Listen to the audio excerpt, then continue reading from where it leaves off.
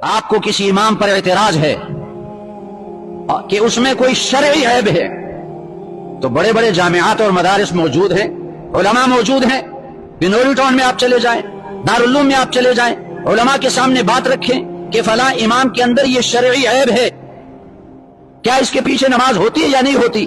اگر انہوں نے فتویٰ دیا کہ اس کے پیچھے نماز نہیں ہوتی، پھر آپ اس کو معزول کر کے دوسرا امام رکھ دیں۔ لیکن خواہ کی باتیں بنانا، اس کا نتیجہ ذلت اور رسوائی پر پہنچے گا۔ جو اپنے اماموں کو تنگ کرتے ہیں، جو اپنے اماموں کے خلاف باتیں بناتے ہیں، یاد رکھیں یہ پکی بات ہے، وہ دنیا میں ذلیل اور رسوا ہوں گے، دنیا میں ذلیل اور رسوا ہوں گے، بھیک مانگیں گے، بھکاری بنیں گے۔ اب یہ اعتراض کہ امام صاحب کو نماز سے 5 منٹ پہلے آنا چاہیے، تم دیر سے کیوں آئے؟ تم نے 5 منٹ پہلے آنا چاہیے، اس طرح کی باتیں امام کے خلاف بناتے ہیں۔ فلاں امام صاحب کی آواز اچھی نہیں ہے، بھائی قرآن تو صحیح پڑھتا ہے، تمہیں آواز سے کیا فکر؟ اور فلاں امام ایسا ہے، فلاں امام ایسا ہے، ایسی باتیں اس کے طرف منسوب کرتے ہیں۔ میں نے خود سنی ہے کہ امام صاحب مسجد میں جو داخل ہوتے ہیں تو اپنے جوتے جھاڑتے نہیں ہیں۔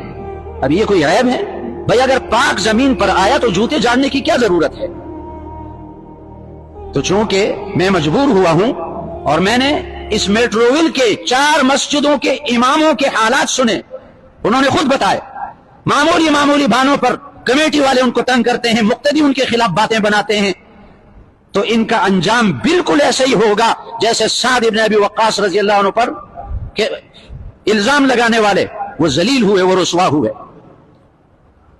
اور یاد رکھیں جو اپنے اماموں کے خلاف باتیں بناتے ہیں جھوٹی، وہ اگر اس امام کے پیچھے نماز پڑھیں تو اس کی نماز مقبول نہیں ہوگی۔ جاؤ بنوری ٹاؤن سے پوچھو، دارالعلوم سے جا کر پوچھو، اس کی نماز مقبول نہیں ہوگی۔ بعض ضدی قسم کے مقتدی ہوتے ہیں اور وہ کہتے ہیں ہم اپنے امام کے خلاف باتیں بھی کریں گے، نماز بھی پڑھیں گے اس کے پیچھے۔ کون ہے جو ہمیں نماز سے روکتا ہے؟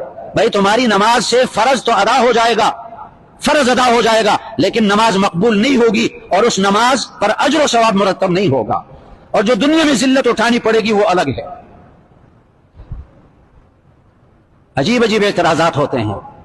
میں بھی ایک مسجد میں امام تھا، اس مسجد سے پہلے، تو کمیٹی والا بیچارہ اس کو خرکار کہتے تھے، اس نے اعتراض کیا، میں اجتماع کے لیے چلا گیا، کراچی اجتماع، تو کہنے لگا آپ 2 دن نمازیں آپ نے نہیں پڑھائی، یہ لوگ اعتراض کرتے ہیں۔ میں نے کہا ٹھیک ہے